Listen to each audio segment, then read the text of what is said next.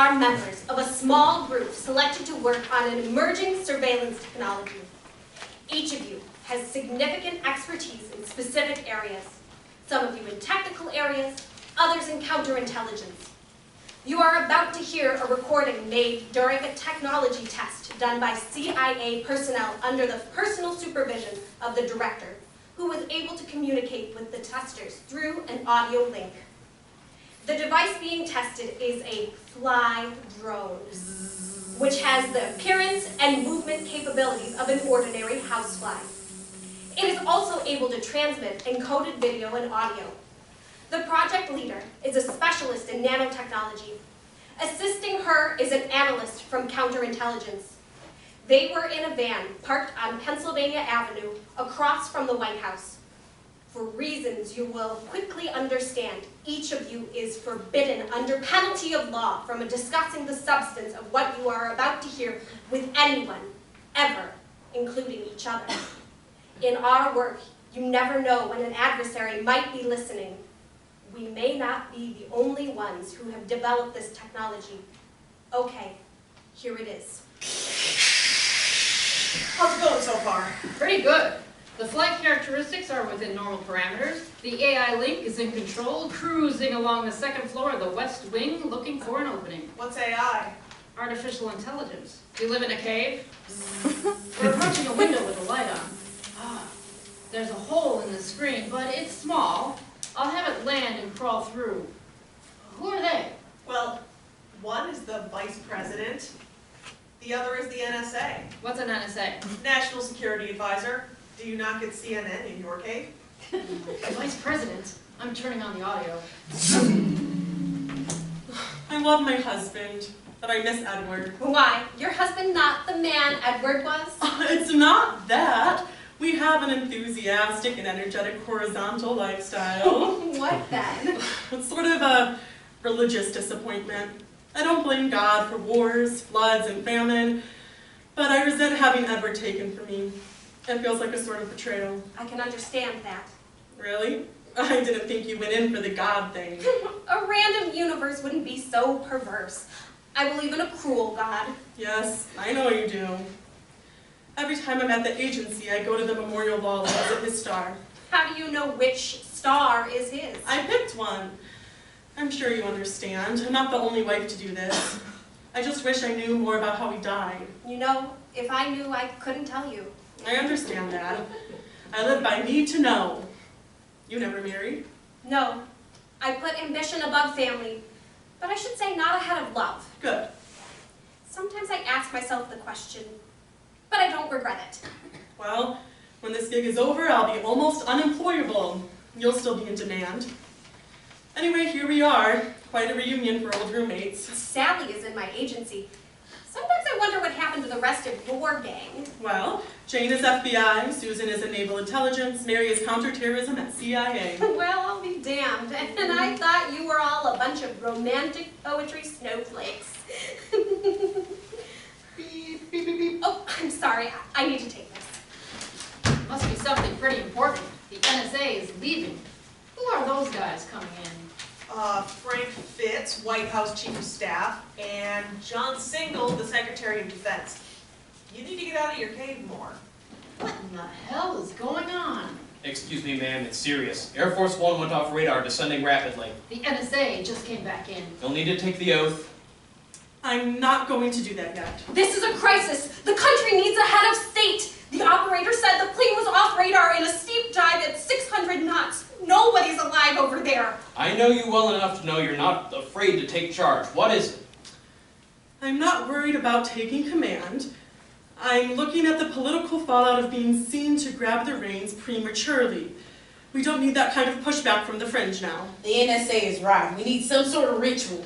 Frank, you're up on succession law. What is the minimum that needs to be done? Do you promise on your honor to do your best to do your duty to God and your country? I do. Okay, you're still VP. We'll get a judge to administer the oath in public when you're ready. Until then, you're plenipotentiary. This is ridiculous. The NSA left in the hell of a snit. Are you sure that's legal? Yes, it's fine. The vice president takes the same oath as the president at inauguration, absent the word president. Ma'am, they're waiting for you in the Situation Room. Let's go. Stay close, Frank. I set the fly drone's AI to follow the VP by face and form recognition. Well, you've got to turn off the audio. You don't have clearance to hear what's about to happen here. Look, this is an approved op. Any adversary with the technology would have the same capability, and they wouldn't shut off their audio. Grow a pair. I'm not turning it off unless the director said so. Boy, they got everybody in there. Who the hell are they? Well, the Army Chief of Staff, CIA Director, Marine Commandant, and the CNO. What's a CNO? Chief of Naval Operations. I guess you're lucky you know a lot about gadgets. Ma'am, we need your approval to go on nuclear alert. We don't need to do that, General. Yes, ma'am, we really do. It's a precautionary move to warn potential enemies. No, we really don't. It's not a precautionary move to warn. It's a preemptive move that provokes our enemies. It's standard procedure. Not anymore, it isn't. I'm sorry, ma'am, but I need to follow my orders. General, you need to follow the orders that I give you. No nuke alert. You have your orders, I have mine. These procedures were approved by Congress. I need congressional approval to disregard. Frank, tell the Secretary of Defense to install the Vice Chief as interim chief and give me the name of a base in Alaska. Pack your bags, General. I'm Commander-in-Chief and you no longer have my confidence.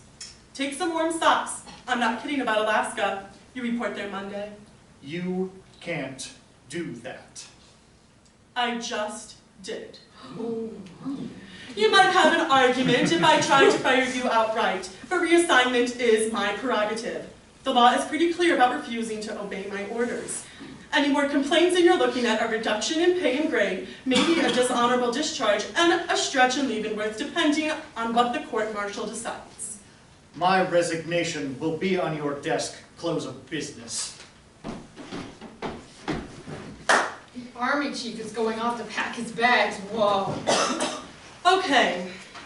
Gentlemen, please pardon the interruption. What does the CIA know so far? You have the floor, Director.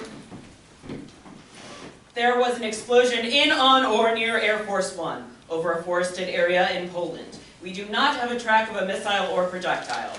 If it were fired directly beneath the plane, we might not pick it up. But the technology to do that would be pretty sophisticated. The Poles have established a perimeter around the plane and cordoned off the area. Can we trust them on that? They are concerned that we might think they brought down that plane. They mobilized an infantry division to make sure that no one so much as empties an ashtray on the plane. Tell them they are not on the suspect list. We have some intel that points elsewhere. That should keep them calm. If we do, don't you think I should know about it? You know everything everyone else knows. I don't think they had a piece of it for the same reason you say they're worried. The world never saw a hammer like the one we'd hit them with. But even in the unlikely event they were involved somehow, it's better for us all around if they think we don't suspect them. I want our people on the ground. I mean right now. Rapid response teams from the services that have them. Frank, get someone friendly to them on the horn to the polls. I want their military closely supervised by ours. Not under our command, mind you. Even now, they wouldn't be willing to take that. But I want us giving very, very close guidance. Frank, you have some ex-military on your staff. What's the highest rank achieved by any of them? Lieutenant Colonel. Good. Get whoever it is activated and on a plane to Poland to monitor cross-service coordination. Make sure everybody over there knows what color their jersey is. If there's any turf competition, some officer's going to be in the enlisted ranks by the end of the week. Look, this couldn't happen on my watch if I was doing my job straight. I don't see how I can serve you adequately after this. You need someone you can trust and rely on completely. My resignation will be on your desk this afternoon. I understand why you're submitting your resignation, but I'm not going to accept it. You are probably the one person in Washington most motivated to clean this up. You know the ropes and have the connections. The last thing I need now is some newbie who doesn't know what you know, and no matter what happens, he can blame his predecessor. I think you've been doing your job as well as it can be done. My default position is to trust in and rely on everyone in this room until someone shows me it's no longer possible. Okay? I would like to hear analysis, planning options, and proposed courses of action. Okay, here's the deal. 1, you need to address the nation. 2, we need to prepare a press release to follow your address immediately with these points. The president's plane was brought down by a deliberate terrorist attack. We are investigating terrorist groups. We will strike against the perpetrators at a time and place of our choosing, but soon. 3, we need to start planning a military response immediately. We need to hit them hard and fast to show them and any other like-minded enemies that they can't get away with it. This may be an opportunity to clean house a bit.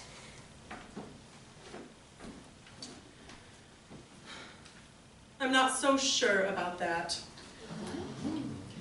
I think it might be better to present the cause of the crash as not yet determined, but possibly mechanical failure, and not mention terrorists, known or unknown, as possible perpetrators. We should talk about launching an inquiry of the causes of the crash, make no mention of terrorism as an area of investigation. We do not begin planning a specific military response until we know exactly who did it. If we start firing in all directions, the perpetrators will know that we don't know who they are. When they know that, they stop running to the ground and start planning the next op. That's intel we don't give away. Madam President, I would like to be excused for a few minutes. Yes, of course. Boy, she left in a hell of a tizzy. Well, the VP just fired a shot across her bow. I'm going to leave the room for a while. Please discuss the situation in my absence. When I get back, I want to hear the case against my opinions presented fully and forcefully, without fear or hesitation. Frank, if anyone starts plotting to overthrow or criticizing me personally while I'm gone, take down their names. We're not having any of this coup shit on my watch.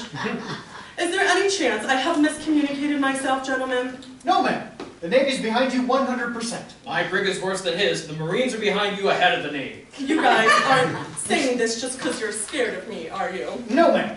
Look, I get along with the General well enough. We share an abiding love of this country and a deep commitment to its safety, security, and interest. But when he looks over his shoulder, he sees MacArthur. When I look over mine, I see Nimitz. Completely different ways of leading people. First of all, you dismissed him for cause. Had you done anything else, it would have been dereliction of duty on your part. We don't go in for all that personnel management hoo-ha. You had me on the insubordination. It's contrary to everything I live by. If you had let it pass, I wouldn't follow you out of a burning building. You go do what you need to do, ma'am. The report will be ready when you get back, and we'll go over the arguments counter line by line. What you said to the director is even more important. It's very close to what Nimitz said when his officers, took over from Kimmel after Pearl Harbor. That makes us siblings. It's not entirely a coincidence. It is what I think, but I also read his biography. And another thing, turf wars are always a problem. I hate them. It weakens operations and gives aid and comfort to the enemy. I'm behind you on that. If any officer is focused on something other than the mission, I'll make sure that the reassignments happen myself. Frank, have the liaison report directly to the Admiral here. We'll discuss any extenuating circumstances, but I'm inclined to defer to your judgment. It's my turn to be behind you. Okay, she's on the move. She's heading to the restroom. Good Lord, the NSA is in there. Put on your flak jacket, this is going to be a bumpy road. Well, flat jacket, so you do get out once in a while. You're weak. You set back women in power by a generation. You were out of line with the general. You were overcompensating. You can't treat these guys like that. You know a lot about politicians and diplomats. You know nothing about warriors, and these guys are warriors.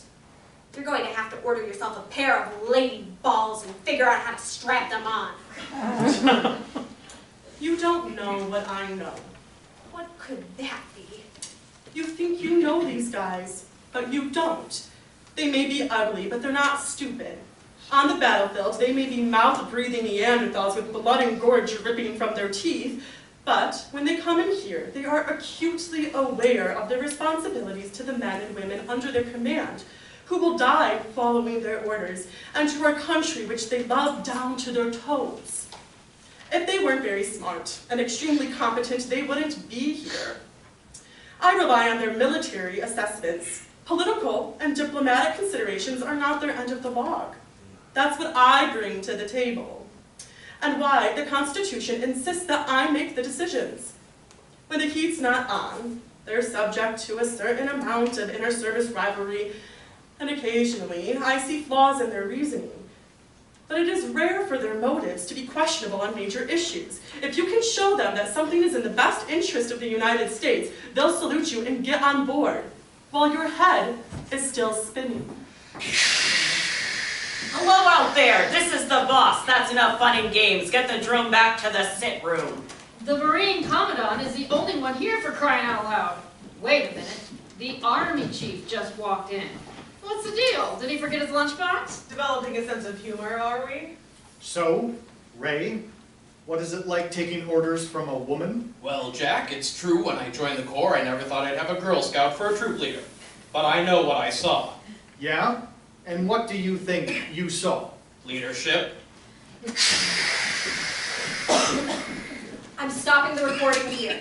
We're out of time for this meeting, but I think it's enough to give you a pretty good idea what the technology can do and a bit of a look of what goes on in the upper atmosphere. Yeah.